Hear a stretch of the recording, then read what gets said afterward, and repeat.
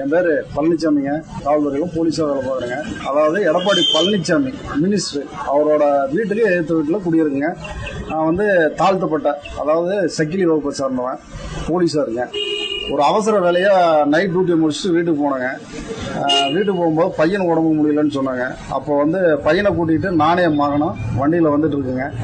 வண்டியில் வரும்போது இவர் கேட்டுக்கு மினிஸ்டர் வீட்டில் கேட்டுக்கு முன்னாடி நின்றுட்டு இருந்தாருங்க.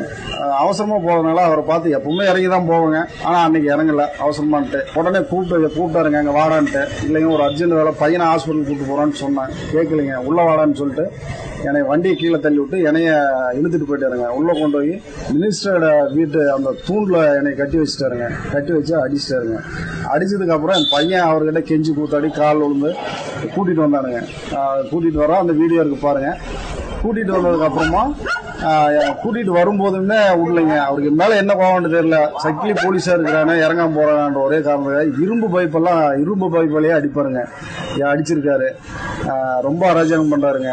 அப்புறம் என்னை வந்து நீ போலீஸாக இருக்கணும் தானே இவ்வளோ தெனாவட்ட இருக்க அப்படின்னு சொல்லிட்டு என்னை வந்து அந்த ஊரில் நீ குடியிருக்கக்கூடாது, இருந்தன்னா உன்னையும் உன் குடும்பத்தையும் தொலைச்சிருவேன், உன் பையனையும் தொலைச்சிருவேன் அப்படின்னு சொல்லிட்டு விரட்டி விட்டாருங்க. இப்போ அவருக்கு பயந்துட்டு நான் வந்து வேற பக்கம் தான் குடியிருக்கேன். வீடை பூட்டிட்டாரு. வீடை பூட்டி எப்பவுமே வீட்டில் உள்ள பொருள் எல்லாமே அங்கே தான் இருக்குது. ஒரே ஒரு யூனிஃபார்ம் வச்சுருக்கேன், அதை மட்டும்தான் துவைச்சு வச்சு டியூட்டி போட்டு வரேங்க. ஐடி கார்டு எதுவுமே இல்லைங்க, எல்லாமே அங்கே வீட்டில் தான் இருக்குது. பூட்டி வச்சுட்டாருங்க. ஊருக்கு வரக்கூடாதுன்றாரு. வந்தானா ஆற்றுல கட்டி விட்டுருவேன், சாமானத்தை ஆற்றுல தூக்கி போடுவேன்னு சொல்லுவார்.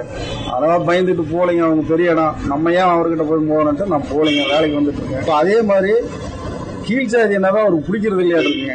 எல்லாரையுமே அடிப்பாருங்க. ஆசேரி பையனை அடித்துட்டு இருக்காருங்க. புறவன் மூட்டை பையன் அவனும் அடித்துட்டு இருக்கானுங்க. அவங்க வீட்டுக்கு ஏற்ற மாதிரி 9வது 10வது படிக்கிற பையன் அவனை போட்டு அடிச்சிருக்காருங்க. மனசு வந்து ரொம்ப அராஜகம் பண்றாரு. ரவுடிசம், கட்ட பஞ்சாயத்து எப்ப பாத்தீங்கன்னாலும் அவங்க வீட்டுல கூட்டமே தான் இருக்கும். யாரையாவது ஒருத்தர் அடிச்சுட்டே தான் இருப்பாரு, கட்ட பஞ்சாயத்து பண்ணிட்டே தான் இருப்பாரு. மினிஸ்டர் ஒரே ஒரு பவரை வச்சுக்கிட்டு தான் அவர் இந்த ஆட்டம் போட்டுட்டு இருக்காருங்க. எடப்பாடி பழனிசாமியோட அண்ணன் கோவிந்தங்க அவர் ரொம்ப அராஜகம் பண்றாரு, தாங்க முடியல.